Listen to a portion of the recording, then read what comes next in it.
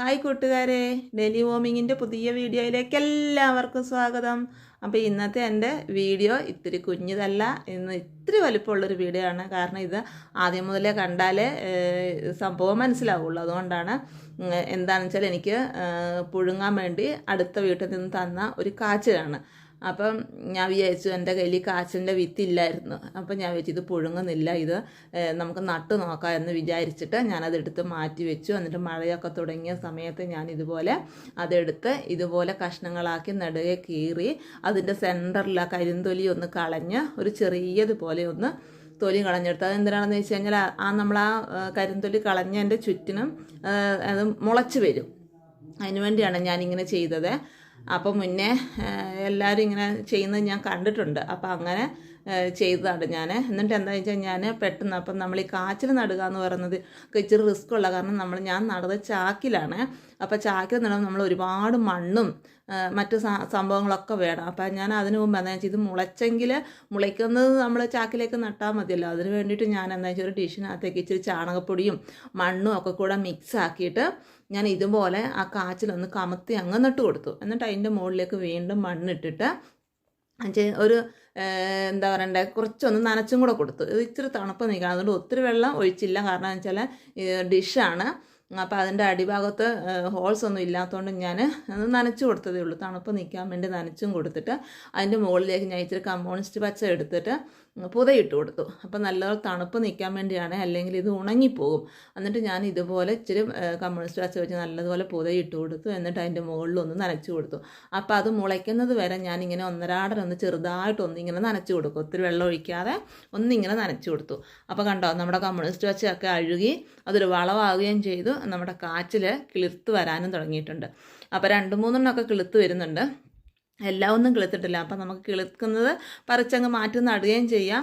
ഞാൻ പറഞ്ഞതുപോലെ ചേമ്പിനൊക്കെ നമുക്ക് വീണ്ടും വീണ്ടും മണ്ണിട്ട് കൊടുക്കാം. അപ്പം നമ്മുടെ ഈ കാച്ചിലെന്ന് പറഞ്ഞു കഴിഞ്ഞാൽ മണ്ണിലേക്ക്, അതായത് നമ്മൾ എത്രത്തോളം ഈ കാച്ചിലിൻ്റെ വള്ളി പടർന്ന് കീറുന്നുവോ അങ്ങനെയാണ് ഇതിൻ്റെ കിഴങ്ങ് താഴേക്ക് ഇറങ്ങുന്നത്. വള്ളി പടർന്ന് മുകളിലേക്ക് പോകുന്നതിനനുസരിച്ച് കിഴങ്ങ് താഴേക്ക് വരുമെന്നാണ് പറയുന്നത്. അപ്പോൾ എന്താണെന്ന് വെച്ച് കഴിഞ്ഞാൽ ഇതിൻ്റെ മണ്ണിൽ നമുക്കിതുപോലെ കിളിപ്പിച്ചിട്ട് നടുവാണെങ്കിൽ നമുക്ക് അത്രയും റിസ്ക് ഇല്ലല്ലോ. നമ്മൾ ചാക്കിലെ മണ്ണൊക്കെ നിറച്ച് നട്ട് കഴിയുമ്പോൾ ഇത് കിളുത്തില്ലെങ്കിൽ അത്രയും നമ്മുടെ പണി നഷ്ടമായി പോയില്ല. അപ്പോൾ അതുകൊണ്ട് ഞാൻ ഇതുപോലെ കിളിർപ്പിച്ചിട്ടാണ് നടുന്നത്. അപ്പോൾ ഞാനെന്താണെന്ന് വെച്ചാൽ ആ കിളുത്ത് വന്നത് ചാക്കിലേക്ക് നടാമെന്ന് വിചാരിച്ചു. അത് കണ്ടോ, നല്ല വളമുള്ള, അതായത് നമ്മൾ ചാണകപ്പൊടിയൊക്കെ ഇട്ടതുകൊണ്ടും പിന്നെ നമ്മുടെ കമ്മ്യൂണിസ്റ്റ് പച്ചയുടെ വളവും അതൊക്കെ കൂടി ആയതുകൊണ്ട് നല്ലതുപോലെ അത് കിളിർത്തായിരുന്നു. അപ്പോൾ ഞാൻ വീണ്ടും മണ്ണും അതുപോലെ തന്നെ ചാണകപ്പൊടിയും കൂടെ മിക്സാക്കി ഇച്ചിരി വലിപ്പമുള്ള ചാക്കെടുത്തു. ഇതെല്ലാം കൂടെ നല്ലതുപോലെ നമ്മളൊന്ന് മിക്സാക്കി എടുക്കുക. എന്നിട്ട് എന്തായാലും കുഞ്ഞു ചാക്കിലൊന്നും നമ്മുടെ ഈ കാച്ചിൽ നടേണ്ട, വലിപ്പമുള്ള ചാക്ക് തന്നെ വേണം. അപ്പോൾ ഇതുപോലെ വലിപ്പമുള്ള ചാക്കെടുത്തു. അതിലേക്ക് ഞാൻ കുറേ കരിയില ആദ്യം ഇട്ട് കൊടുത്തു. കുറേ കരിയില ഇട്ട് കൊടുത്തു. ഇല്ലെങ്കിൽ നമ്മൾ മണ്ണ് തന്നെ ഇടുവാണെങ്കിൽ മണ്ണങ്ങനെ ഉറച്ചു പോകും.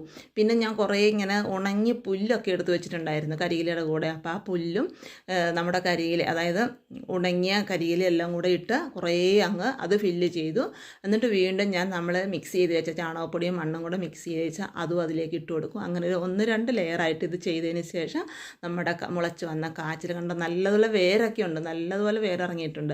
അപ്പോൾ ആ വേരൊന്നും കളയാതെ എടുത്തിട്ട് നമ്മൾ ഇത് മണ്ണിൻ്റെ മുകളിലേക്ക് ഇതുപോലെ ഒന്ന് വെച്ച് കൊടുക്കുക. അപ്പം നമ്മൾ മണ്ണ് ചാണകപ്പൊടിയൊക്കെ ആയിട്ട് ഇങ്ങനെ മിക്സ് ചെയ്തതാണെങ്കിലും നമ്മളിങ്ങനെ വെച്ചതിന് ശേഷം വീണ്ടും നമ്മൾ കുറച്ച് ചാണകപ്പൊടിയും കൂടെ അതിൻ്റെ മുകളിലൂടെ ഇതുപോലെ ഒന്ന് വിതറി കൊടുക്കുക. എന്നിട്ട് സൈഡിൽ നിന്ന് ഇത്തിരി മണ്ണും കൂടി അതിൻ്റെ മുകളിലേക്ക് നമ്മളൊന്ന് തൂത്ത് ഇട്ട് കൊടുത്തതിന് ശേഷം നമ്മൾ എന്താ ചെയ്യേണ്ടതെന്ന് വെച്ചാൽ ഞാൻ കുറച്ച് കരിയിലയും കൂടി അതിൻ്റെ മുകളിലേക്ക് ഇട്ട് കൊടുക്കും. ഇത്രയും മാത്രമേ ചെയ്ത്, പിന്നെ ഞാൻ എന്താണെന്ന് വെച്ച് കഴിഞ്ഞാൽ കുറച്ച് നാളത്തേക്ക് മഴയില്ലാത്ത ടൈമിലാണെങ്കിൽ കുറേശ്ശെ നനച്ച് കൊടുക്കുമായിരുന്നേ. ഇത്തിരി ഒരുപാടൊന്നും നനയ്ക്കാതെ കുറേശ്ശെ നനച്ച് കൊടുക്കുമായിരുന്നു. പിന്നെ ഇതുപോലെ ഒരു കമ്പ് വെച്ചിട്ട് നമ്മൾ ഏത് മരത്തിലോട്ട് നമ്മൾ കയറ്റി വിടണം. നിലത്ത് നട്ടാലും അതെ ചാക്കിൽ നട്ടാലും ഒക്കെ നമ്മൾ കമ്പ് വെച്ച് ഞാനൊരു മരത്തിലോട്ടൊക്കെ, ഇത് പുളിയാണ്, നമ്മുടെ കുടംപുളിയാണ്. അപ്പോൾ അതിൻ്റെ മുകളിലേക്ക് ഇച്ചിരി വലിപ്പമുള്ളതാണ്. അപ്പോൾ അതുകൊണ്ട് ചാക്കിലാണെങ്കിലും ഇതുപോലെ നല്ല വലിപ്പമുള്ള മരത്തിലേക്ക് നമ്മളിതിനെ പടർത്തി വിടുവാണെങ്കിൽ കിഴങ്ങുണ്ടാവുമെന്നാണ് പറയുന്നത്. അപ്പോൾ അങ്ങനെ ഞാൻ ഒരു കമ്പ് വെച്ച് ആ കമ്പ് വഴി ഇതിനെ കയറ്റി വിടാമെന്ന് വിചാരിച്ചു. അപ്പം ഒന്ന് നടന്നത് ഞാൻ കാണിച്ചുള്ളൂ. അങ്ങനെ ഞാൻ 6 മൂട് നട്ടായിരുന്നു. അങ്ങനെ 6 മൂട് മുള വരുന്നതിനനുസരിച്ച് എടുത്ത് ചാക്കിൽ മണ്ണ് നിറച്ച് നട്ടു. പക്ഷേ എന്ത് ചെയ്യാം, വിളവെടുക്കേണ്ട സമയമായപ്പോഴത്തേക്കും ഞങ്ങളെക്കാളും മുന്നിലേ വന്നു നമ്മുടെ കാട്ടുപന്നി വന്ന് എല്ലാം ചാക്കടക്കം കുത്തി തുരന്ന് മറിച്ചിട്ടിട്ട് അവർ 3 ചാക്കിലേതും അവർ കൊണ്ടുപോയി. ബാക്കി 3 ചാക്കേ ഉള്ളൂ. ഇനി ഇത് വെച്ച് കഴിഞ്ഞാൽ രക്ഷയില്ല, നമ്മൾ കഷ്ടപ്പെട്ടിരുന്ന് നമുക്കൊന്നും കിട്ടൂലെന്ന് തോന്നി. അപ്പോൾ അത് പറിച്ചേക്കാമെന്ന് വിചാരിച്ച് വന്നാണ്. അപ്പോൾ അത് നിങ്ങൾക്കും കൂടി ഒന്ന് കാണിച്ചു തരാമെന്ന് വിചാരിച്ചു. അപ്പോൾ ഇത്രയൊക്കെ കഷ്ടപ്പെട്ട് നട്ടിട്ട് ഇതിനകത്ത് കിഴങ്ങുണ്ടോയെന്നും ആ ഉണ്ടായ കിഴങ്ങ് നഷ്ടപ്പെട്ടു പോയതും ഒക്കെ നിങ്ങൾക്കും കൂടി ഒന്ന് കാണിച്ചു തരണ്ടേ. അങ്ങനെ വിചാരിച്ച് എന്തായാലും അത് പറിച്ചേക്കാന്ന് വിചാരിച്ചു. ഇനിയും ഇന്നലെ 3 ചാക്കിലേക്ക് കൊണ്ടുപോയി. ഇന്നും അത് കണ്ടതുകൊണ്ട് ഇന്ന് വന്ന് ബാക്കിയും കൊണ്ടുപോകും. അതുകൊണ്ട് ബാക്കിയും കൂടെ പറിച്ചെടുത്തേക്കാന്ന് വിചാരിച്ചു. അപ്പോൾ ഇത് കണ്ടോ, കിഴങ്ങൊക്കെ ഉണ്ട് കേട്ടോ. എൻ്റെ തൊലിയാണെങ്കിൽ പുറംതൊലി വയലറ്റ് കളറാണ്, പക്ഷേ അകം വെളുത്താണ്. പക്ഷെ നല്ല ടേസ്റ്റുമാണ്, നല്ലതുപോലെ വേകുന്നതൊക്കെയാണ്.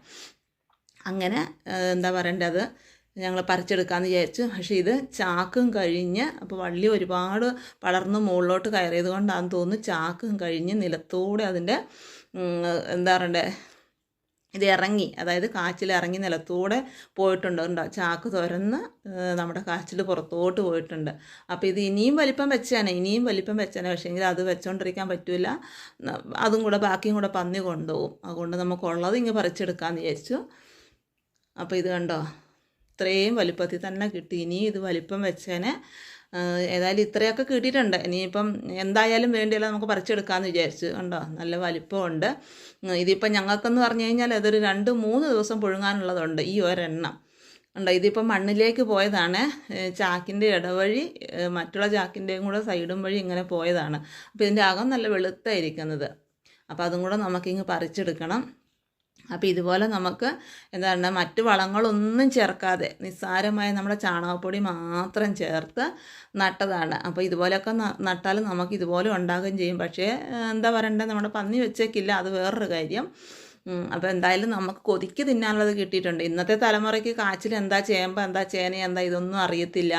ഇത് സംഭവം എങ്ങനെയാണ് നടുന്നതെന്നും അറിയത്തില്ല. പക്ഷെ നമ്മുടെയൊക്കെ മുൻ തലമുറയിലുള്ളവരൊക്കെ ഇങ്ങനെ നടുന്നതൊക്കെ നമ്മൾ കണ്ട് ഇങ്ങനെ ചെയ്ത് വരുന്നത് കൊണ്ട് നമുക്ക് ഇതൊക്കെ സംഭവം എന്താണെന്നും എങ്ങനെയാണ് നടുന്നതെന്നും ഒക്കെ അറിയാം. അപ്പോൾ കണ്ടോ, ഇത് 2ാമത്തെ ചാക്കാണ്. അതിലും അതുപോലെ തന്നെ വലുപ്പത്തിൽ തന്നെ കിട്ടിയിട്ടുണ്ട്. അതായത് ഒരു കുഞ്ഞു കഷ്ണം നമ്മൾ നട്ടതാണ്, അതും ചാക്കിലാണ്, മണ്ണിലല്ല. മണ്ണിലാണെങ്കിൽ ഇതിലും വലുപ്പത്തിൽ കിട്ടിയാനെ, ചാക്കിലാണ്. എന്നിട്ടും ഇത്രയും കിട്ടിയിട്ടുണ്ട്. അതായത് ഫുള്ളായിട്ട് പറിച്ചു വെക്കും, ബാക്കി കുറച്ച് നമ്മൾ പുഴുങ്ങാനെടുക്കും, ബാക്കി അടുത്ത വീട്ടിൽ കൊടുക്കണം. പിന്നെ അടുത്ത വർഷം നടാനുള്ളതും വിത്തിനുള്ളതും നമുക്ക് എടുത്ത് വെക്കണം. അങ്ങനെ ഇത്രയും കിട്ടിയിട്ടുണ്ട്. കണ്ടോ, ഇതിൻ്റെ പുറംതൊലി ഞാൻ പറഞ്ഞതുപോലെ വയലറ്റ് കളറാണ്, അകം നല്ല വെളുത്തുമായിരിക്കും, നല്ല പൊടിയുള്ള നല്ല കാച്ചിലാണ്. അപ്പോൾ ഇതുപോലെയെല്ലാം എല്ലാവരും ഒന്ന് ട്രൈ ചെയ്ത് നോക്കൂ. എൻ്റെ വീഡിയോ ഇഷ്ടപ്പെട്ടാൽ ലൈക്ക് ചെയ്യാനും അതുപോലെ നിങ്ങളുടെ അഭിപ്രായങ്ങൾ കമൻറ്റ് ചെയ്യാനും മറന്നു പോകല്ലേ. Okay, thank